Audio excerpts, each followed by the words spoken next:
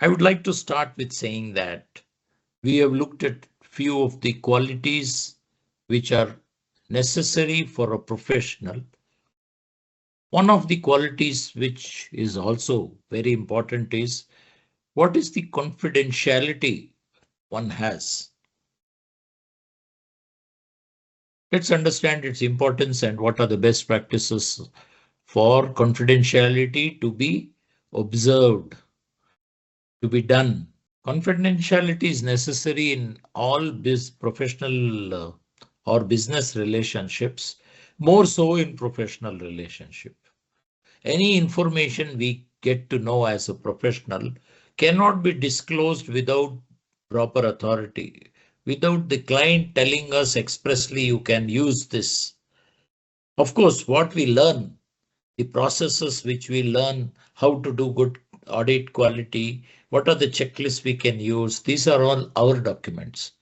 But the information about the client is not something which we can give to everybody unless there is a legal obligation. Sometimes the SEBI will come and ask for information. Sometimes the CBI will ask for information. Sometimes the bank will ask for information. Now, do they have the legal authority to ask for the information is something which we need to be very clear. If that information can be given by the client, then why they should ask us? And if we have to give it, then we should take permission for it from the client and keep it on record. For example, you call up the client and say, the GST department is calling us and asking for this reconciliation. I have it with me. Can I give it? Client may say, yeah, go ahead. So then I should send a mail to him saying that I have asked you and you have told me to give the information to such and such commissionerate. This is the information I would be providing. So without authority, I should not disclose. Anybody else, you should say, go back to them and ask. One more thing is even worse. Maybe I come to know something and then I use it to tell some people in the stock market. I come to know something about the company which is happening and which normally is not available, is not a public information. Because I'm a professional, I come to know. They say we are going into uh, we have come to you for a valuation. What will happen in this particular case if I am getting into a merger with Amazon over a period of time? Now it's a very big information. My share price of my company may go from 100 to 500.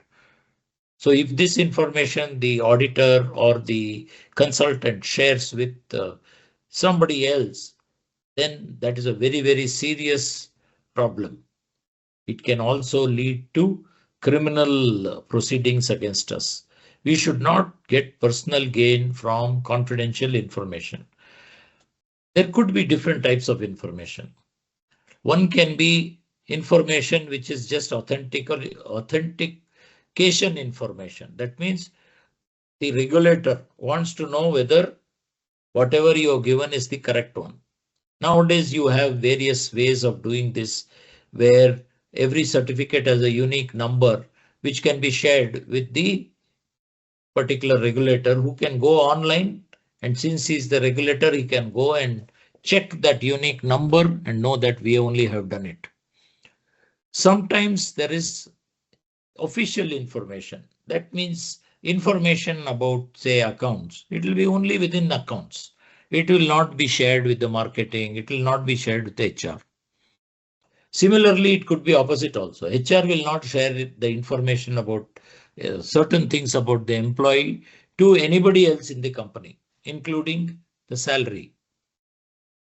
Then there could be restricted information, which is only for the senior management on a need to know basis. One is department wise, then it could be even a little more restricted than official information. Then there could be secret information, which is proprietary business data, which is not disclosed to anybody.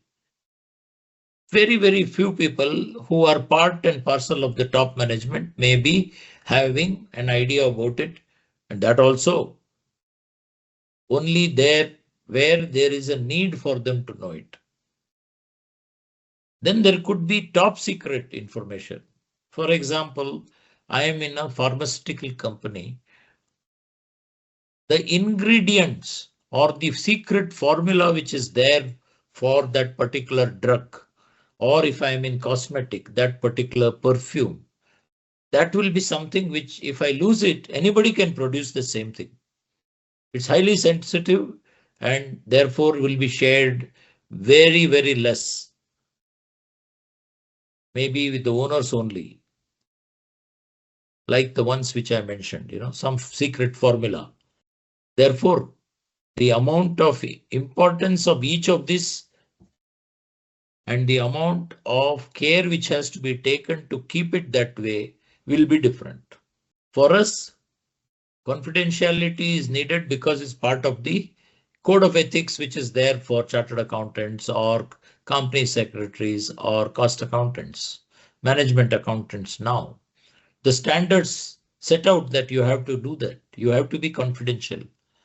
It will also be important to ensure high quality service delivery. Remember, I can give the service very fast, but if I'm open with my answers, if I have answers to everything which I am open with everybody, then the quality of that service which I am giving, charging maybe lakhs of rupees to client A, will be open to everybody, means then the client A will see that, oh, this man, he's sharing all the secrets of his learnings with everybody. Why should I have to pay for it? Will be a question. Therefore, keeping confidentiality ensures high quality also. It also builds trust and retains the client. Client is with you because you have been confidential. You don't keep talking about how much profit he has made, what he has done, what mistakes he's making, what are the good things he does, nothing. You just keep quiet. A lot of valuable data comes to chartered accountants or consultants, something which in normal course nobody would get. Maybe even secret data reaches them and it's valuable. Therefore, if I am confidential, it protects that valuable data. There is also legal compliance, which is there in every company. You join a company, they ask you to sign an NDA. Certain data they give you, there is a blanket bar against you. Also, there could be some privacy laws which are there, especially if it's relating to a particular person, an employee or a partner. What is his private life? I may get access to it because I am a trusted person. That doesn't mean that I will share it with others. Our reputation as chartered accountants, as cost accountants, as advocates certainly depends on the extent of confidentiality that we exhibit. It safeguards our reputation. So how can it happen? One is I myself am a person who keeps talking everywhere. I gossips I maybe in the evening I'm meeting up with my friends. I talk about my clients. Other than that, what could be the common causes? Could be access control.